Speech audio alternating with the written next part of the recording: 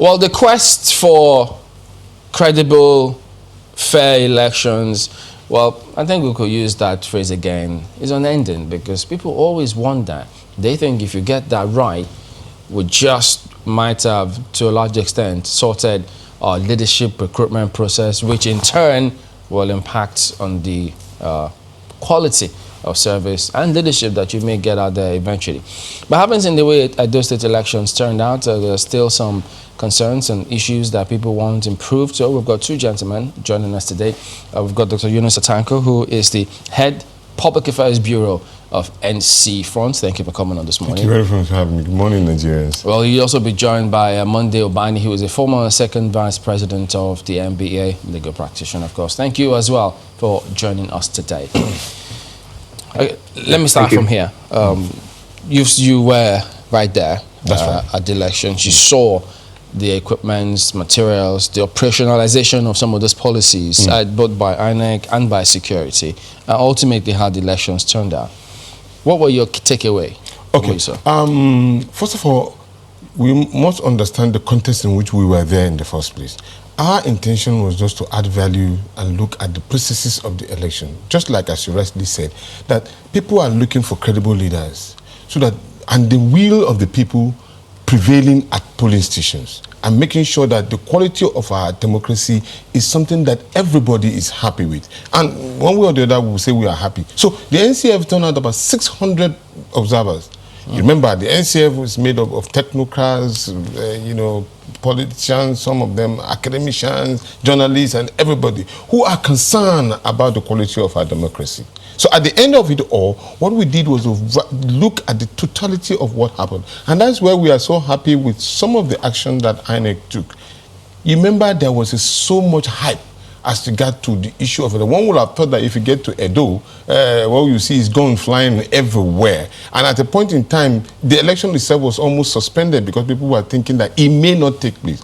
But at the end of it all, the zeal and the determination of the Edo people reigned supreme. And we must commend them. Even though the turnout, as expected, we are expecting to have about 2 million voters as registered, what we ended up happening was about 550,000 voting that took place, which represented almost 1/3 of the total numbers of the expected people that came What out. do you think was the reason from what you heard? There was a lot of scare. There was a lot of scare, a lot of people were tired, and there was this confusion right from the beginning of the issue between the governor and then the former chairman of the party. And at the same time, people were doubtful that would even their vote count. And now that result has turned out to see that, yes, the vote can't count. If we put ourselves together to work as a people, it can count. And that is the result of what INEC did with their Z-Pad innovation, which, of course, unfortunately, they didn't use it to the fullest, but it captured the result sheet from ECA8. That's the one part of the function of the Z-Pad. Yes, that's what was the second that they didn't use fully? It was supposed to capture pictures and more or less like an addition to the accreditation system. And even when you are voting, immediately when you are voting, you'll be seeing the result coming in almost instantly. So it will have taken it. Anyway, one way or the other, it has taken care of this particular cantankerous collation center where voting have been collated different from what the people really vote, and then that for us now give us. For me, it's a big takeaway. That it shows that there is a possibility of us having credible, free, and fair election, and the vote of the common man can count. Well, Mr. Bani, you have also been at several elections. You've told us several times you've seen how some of these things actually happen. So in this particular context, in terms of getting it better, improving from what we just saw, what do you think? Yeah, thank you, Chamberlain. I want to say this. I am clearly elected, but then my election has a timeline. It is just a singular incident in which the mandate of the people seem to have counted, even though all of us are excited. But that excitement, I also warn that people should exercise it with caution, because of the fact that if this thing continues, then we can now begin to rejoice and clap our hands for the electoral umpire But being a singular incident, we need to study what actually happened and begin to build on what had happened in Edo in order to get our electoral process that will actually begin to wear the toga of credibility, which is what Mr. Tanko is saying. The issue of leadership in Nigeria is key. And all of us should not stay aloof. If we want to get a country that is actually working and functional, we must get involved. What I saw in Edo actually is the issue of citizenship participation. We are very critical in the credibility of the electoral process. I saw incidences where citizens arrested some people that wanted to mar the electoral process. I saw, people. A lawyer was in one of the videos that I saw arrested when he was trying to share money. And I saw a situation also where some people that wanted to cause some mayhem at the polling unit were beaten up by the citizens who were clearly alert. So what really counted for electoral process and fairness of the Saturday's incident in Edo is actually several factors, one of which is the participation of the people in ensuring that they must begin to have a country that is working for them. We must begin to enthrone leadership that we begin to get a country that all of us shall be proud. Because if our generation that are not yet born, come up, what would be the question that we ask? What were you people doing that you were not able to get an electoral process right for yourself? Enthroning leadership that will make our own state that are coming up to be clearly stable. So I think that issue of realization by the citizen is what really counts, is one of the factors that counted. There are so many other factors. The neutrality of the security agencies and even the electoral empire, played a very key role, very important. And finally, you may not agree with me on this. APC fought against APC in that election too, so we must take that into consideration. That were the inner fight, the inner caucus fight between APC. So it was APC against APC, really. Most of the things that happened in that Edo incident. That's why I said that we should be a bit more cautious in rejoicing over this electoral process in Edo, because there are many factors that we need to bring into consideration to come to that conclusion that election was really free and fair. Right. Let's come back to the studio now. He has brought up an interesting dimension. That's right. Saying, I mean, that's the party side. That's right. Saying it was one party against itself. But the NC front, you brought out a report after the election and you spoke about some issues. Yes, you sounded like him. You were optimistic about it, but it was cautious. What other things did you find out in that election? Well, we understand that there was an issue as regard to some skirmishes of challenges with regard to violence, and then INEC staff not really coming out on time, but they were quickly able to take care of the challenges as it were. So that helped in building confidence within the electorate and INEC as it were. Then the issue that he mentioned with regard to whether APC or fighting against APC, one will really want to look at it from that context at the same time. But remember, the people now decided on the character of the person, the particular person. That it was the person that they voted for, determine actually whichever party he goes to, they are ready to go with him at the end of the result. So for me, I looked at it at that angle too, but I just give kudos to the people for deciding and staying firm on their decision. So meaning that if Obaseki or any other person that they wanted went to another political party and contest, they will vote for him. What about and that to us is what we want in this country, to see clearly the people vote for individual who they want. Whether the person has done them right or wrong, that is the person that they wanted. But that statement you put out talked about vote buying. Yes. You also referenced it. Yes. What did you find out? Well, before the pre-election, there was signs of vote buying. We saw it when people have been given wrappers and the rest of it and all. Despite that, those who are giving them these wrappers and money, they still voted for the person that they wanted. So that will start standing warning to politicians who feel that probably they can buy people over. Once the minds of the people is made up, and then the electoral umpire provided the enabling environment for that particular vote to count, I think people will start running away from attempting to buy people's vote. Well, let me take this back to Sovani. There were pockets of occurrences, just as Mr. Tanko has also just said now. The concern that's been on over time is, it seems whenever we have issues of electoral violence at whatever level, it doesn't get, there are no consequences to it, so to speak. For this Edo election, everyone is saying it's free, fair, credible, and all of that. But then there were pockets of violence. The challenge has been that of consequences so that we nip it in the bud permanently. What do you think? Yes, I think there was this particular recommendation that was made. I think I was under the former president, where it was recommended that a different body that we do deal with the issue of punishment of electoral offenders should be established. The commission that will actually deal with it, with a special court that actually should be in charge of ensuring that those who commit electoral offenses are dealt with. That particular recommendation has never been implemented. I agree with you. People get away with offenses and because of the fact that there's no punishment.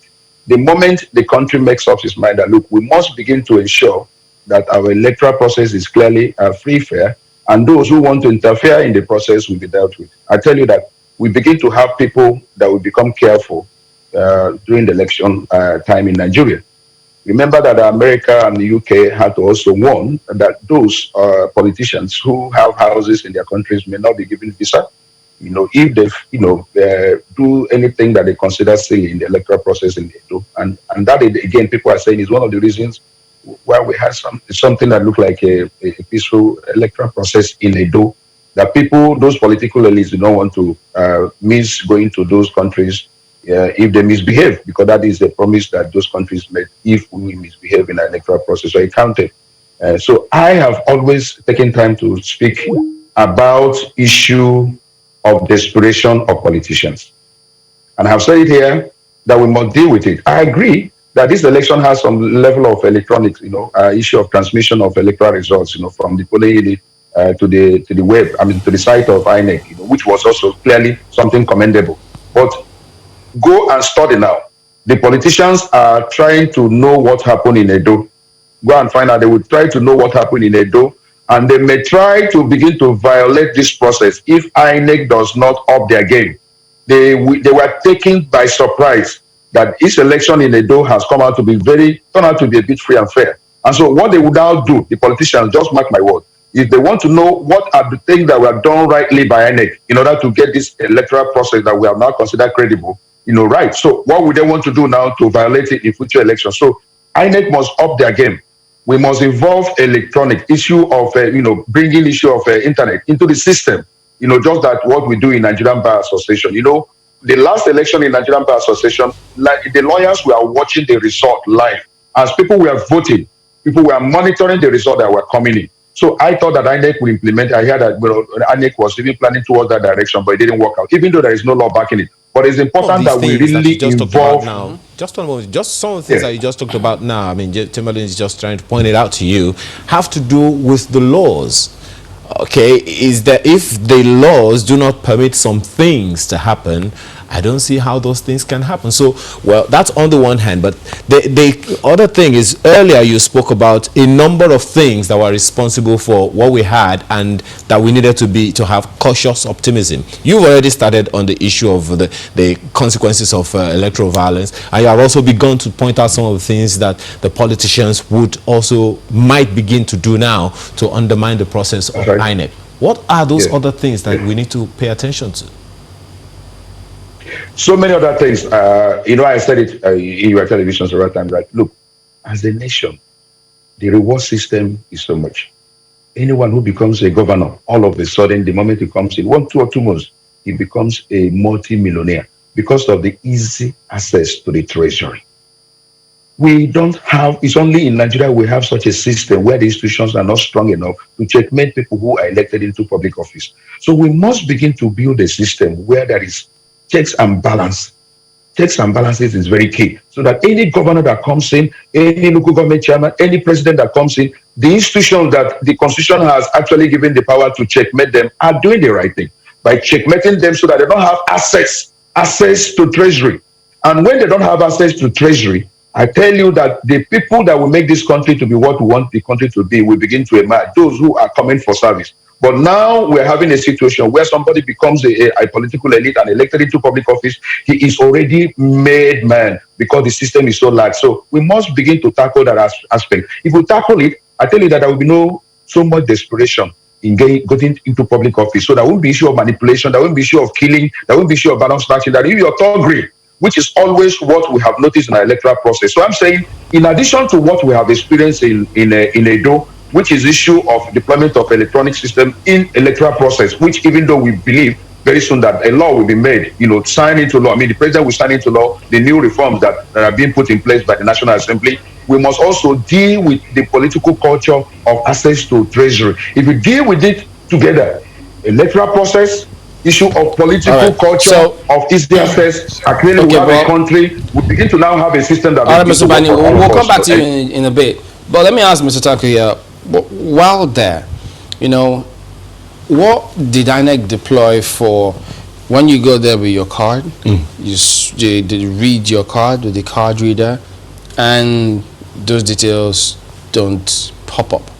What mechanisms were there to ensure or to checkmate those who perhaps may have warehouse card readers to use and vote on the day? A simple thing. Once the card reader does not read your card, you don't vote. Because I was observing at the airport polling station, and I noticed some cards were almost like being torn off, and then some of them were being kept in such a way that it almost damaged the card.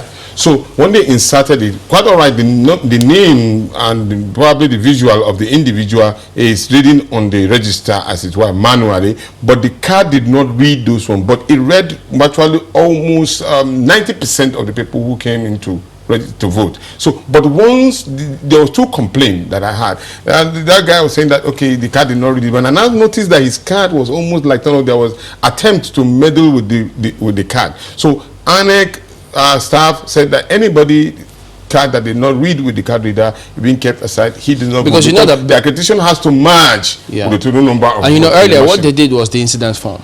Yes. That there were challenges. You go with the incident form, then you vote. Yes. Then they took that away. Yes. So now you're saying that without this incident form, you just don't vote. You don't vote. But what do people say if they say, look, it's not my fault that your card reader isn't working? Why should I pay? But the truth is about that 90% of the other people's cards were reading. Yeah, that could happen. And then because challenges were that possibly there was accusation or assumption that some cards were being manipulated. So if you allow such to happen, then other people can bring in their card and manipulate the system. And once the card reader does not agree with the total number of votes, then there's problem. So I know how to be careful as regard to ensuring that the card reader total number read accordingly to the total number of votes, so that there will be a kind of a synergy within the numbers. So that was exactly what happened. Right. But permit me to add to Rani's position as regard to what we need to do. Right now, the National Assembly is calling for submission of memorandum with regard to reforms and electoral reform and all. We need to take that opportunity now. People must come out and submit memorandum to the National Assembly to take up the areas that are hurting us most. Issue of funding, issue of movement from one political party to another. Today, in this 1 hour, you are belonging to one political party. In the next 1 hour, you belong to another person. That should change the system from the person who has already been in that political party for years, counting numbers that, okay, probably his turn. There's somebody who just come within 1 hour and take over that particular ticket from him. That causes a lot of problem. So, and then we need to ensure that the system itself, INEC, unbundling of INEC is key. INEC is overburdened seriously. But when you talk about the switching parties last minute, did that cause an issue during the Edo election? No, in this Edo election, it did not. It did not, because people were interested in a particular candidate, and they are looking out for him to go to any other political party where he can run. If that favored the people, because one thing you ought to know is that if there's no agreement within the party, because that's where the internal party problem started, if there's no agreement within the party and understanding, it could lead to litigation. And the end of it, or all of it will end up being an exercise in futility. But that would be the responsibility of the political parties. Exactly. But when the law gives them room to manipulate the system, it gives them room to do whatever they want to do. and then there will not be cohesiveness and agreement, you will agree with me. Do you see any chance of any change being done to this one that we're talking about now, given that it's the same National Assembly, the same system, the same political parties produce members of this National Assembly? And you know, most of the decisions that have been made at the in making laws by our lawmakers, they always make laws that will suit their present interests, not looking at the futuristic effect of that particular situation. I mean, take a look at the situation. I give you a simple explanation. Some of them might disagree with you. Yes, they will, of course, but this is the fact. At a particular point in time, the political party, some people will disagree. The political party were given seed money to function in terms of logistics and all. Many other political parties who were in position at that time refused that at the National Assembly. In fact, they removed it from the Electoral Act. Eventually, that political party lost power. It came back to us in the circle and started agitating for funding. You can see. So what makes it that you not think very well before you make that particular decision? So many other things like that too is happening at the moment now. We must really take up this particular issue before another law is being sent to us that will be damaging and draw us back. We're winding down now, but let me ask Mr. Bani, what do you suggest we do about strengthening internal democracy in political parties? Very key, and that is actually what Mr. Tanko seemed to be saying. We should ensure that there is also fairness of the entire process, during the primaries in some of the political parties. If that fairness is not there, what Mr. Tanko is trying to probably now work against will always be there. People will make a last-minute move in order to join a political party that has structure. That is what Obaseki did. You can imagine if Obaseki does not have PDP, that was actually waiting in the wings in order to accept him, in order to actualize his political ambition of 4+4. He would have probably, not been re-elected today as a governor. So that issue that Mr. Tanko is stressing, in as much as I see some point he's trying to make, is clearly an internal thing. The political parties have the internal constitution that actually makes provision for accepting any person at the last minute, especially somebody that has somebody like Obaseki that is coming, who is the sitting governor. You want to have a sitting governor to run as a political aspirant in your political party because one, he has the strong, he has everything in his favor. So trying to stop that may not necessarily be acceptable to the political elites who are in National Assembly. So, Chamberlain, to answer your question, we should also, as we are looking at the national elections, we must also look at the elections in political parties. The issue of creating fairness and equity, and ensure that the electoral process at the primary level in the political parties are fair is very, very important for us. Because if we get it right, then we now begin also to get the national election right. And most of the solutions that I've made today is that we must build on what INEC has done in Edo. I want to see it repeated in Ondo, in terms of fairness and all that. And I want to see it repeated in subsequent elections where other states are involved at the same time before we begin to clap for INEC. Clapping for INEC with this singular incident in Edo, I want us to be a bit circumspect. We want us to be a bit circumspect because it is building upon it and seeing it being repeated in all that time. Then we can now say that we have gotten it right, But in addition to what INEC is going to just let's quickly, also address on a final note, yes. I haven't quite gotten a closure on this issue of voter inducement, vote buying. You see reports of people being paid 1,000 naira to 15,000 naira just to vote for a political party. There are laws, quite all right, that seem to criminalize that, but it appears as though, they didn't get the memo. So how do we strengthen that area? Because it's a big deal. I don't know whether you can stop it. I'm talking about vote buying in Nigeria because of the level of poverty. But what I think is the people's participation. What Nigerians have learned, even in the last election, I understood, is that they collected the money and they made up their mind that they have a candidate they want to vote for. I don't know whether law can stop it, whether we can even implement our law. So the culture we should be emphasizing now, if we cannot implement our law, is to tell Nigerians that don't sell your conscience because of whatever you are getting. That if these guys are coming to induce you with whatever they want to induce you with, collect it and see the right thing by voting the right candidate that will ever change their fortunes in the state. That is my own says he saw. I don't know So that may be what may happen eventually moving forward. Well, Mr. Bani, I'm afraid we need to let it go at that point. We do thank you for your thoughts this morning. Mr. Monday Bani is the former second vice president of the NBA. We've also had Dr. Yunus Tanko, who is the head Public Affairs Bureau of NC Front. Thank you for your time as well. Thank you very much for having me.